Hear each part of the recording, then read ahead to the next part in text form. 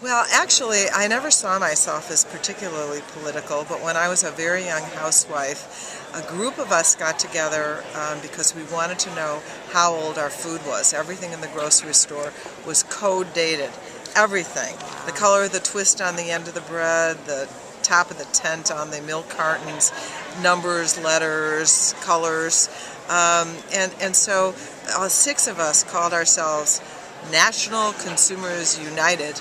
We took on the food industry, and in our high-tech way, in 1969, we pushed the stock boys against the shelves and made them come up with the codes. And then we published a code book, and not to our surprise, we found things on the shelf days, weeks, months, and years beyond the date that the manufacturer or the packager said should be there. I mean, we didn't question the dates at all. And so we started doing something really subversive: store inspections. 2 women together, even with kids in the cart and clipboards, was very dangerous. They would call our husbands at work and say, "Do you know what your wife is doing?" And we would unload the outdated food, roll it up to the manager, sometimes poke holes in the packages with pencils, and say, this old stuff shouldn't be on the shelf. So sometimes they would even call the police on us, but we'd say the kids have to get a nap, and we're leaving now. And we became shareholders, 1 share each in the local food chains, and go to the shareholder meetings. Anyway, the rest is kind of history. The Jewel Foods in Chicago area started advertising, "Come to Jewel, we have freshness dates on our house brands." Then Oscar Mayer, who had been a pretty big offender, old food on the shelf, actually the retailers didn't get it off, they started putting clear dates on their food, and it snowballed. And you can only imagine, as a very young woman, what an empowering experience that was. But even then, I didn't know that was going to take me to the United States Congress, but it did give me that tremendous sense of confidence that, while it didn't change the world, although it changed the marketplace, it absolutely changed my life as someone who felt I could really do something. So that was, I mark that as the kind of the creation story, the beginning of my view of myself as someone who could be part of changing the world. Longstocking. She, is brave and crazy and innovative, and has a very neat group of friends. So I like her. Although Ramona is getting new publicity now. Ramona Visas, my granddaughters went to see the movie, which I can't wait to see, because I like her too. Not with the same kind of superhero, but she says what she means.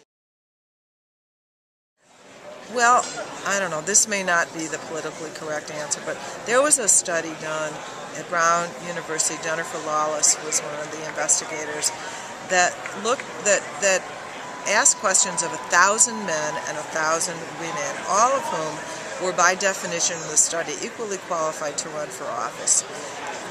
The women were twice as likely as the men to say about themselves that they were not qualified to run. So I've been looking at the barriers that we impose on ourselves.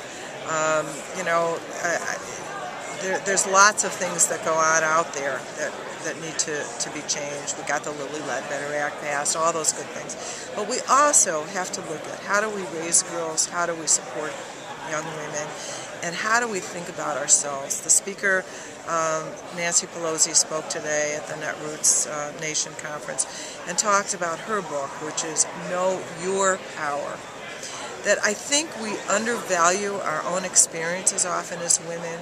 We compare them against a male standard of, what's really expertise and what does it take to be a leader. And so I guess what I'm saying is that we have to ourselves have more confidence in our own experiences and our own abilities, and just do it. The men in that survey who said they were qualified, trust me, all of them weren't. Yeah. But that's what they thought of themselves. We need a little bit more of that. And that's what I want to say to young women. You know, you are ready. You definitely know enough, and we need you at the table and to take power. And you know, if you don't know it now, you can know it tomorrow, but just step up right now and do it. Well, you know, I'm still kind of reacting to the Washington Post series on the use of contractors in the intelligence committee. I sit on the intelligence committee. I've worked for a long time with Jeremy Scahill, the author of Blackwater, and so none of this came as a big surprise to me. But the fact that, you know, what to do with this now, that kind of the mainstream corporate media has really acknowledged this as a problem. How can we make hay out of it? How can we stop the CIA from another contract with Blackwater, and the State Department another contract with Blackwater, and all of these more than 250,000 private contractors that have top secret clearances running around doing, well, do we know what they're doing? I'm on that oversight committee. I suspect we don't know everything that they're doing.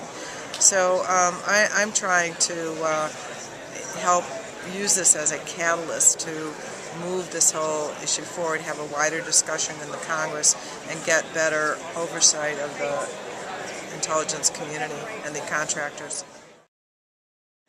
Wow, who is it? You know, I have a crush on Rachel Maddow. She has to come with me. Company.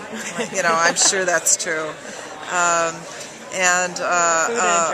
Food and drink. Well, you know, I'm sadly, this is a confession, addicted to Diet Pepsi. You know, I've gotta, it's with me. Gotta bring it.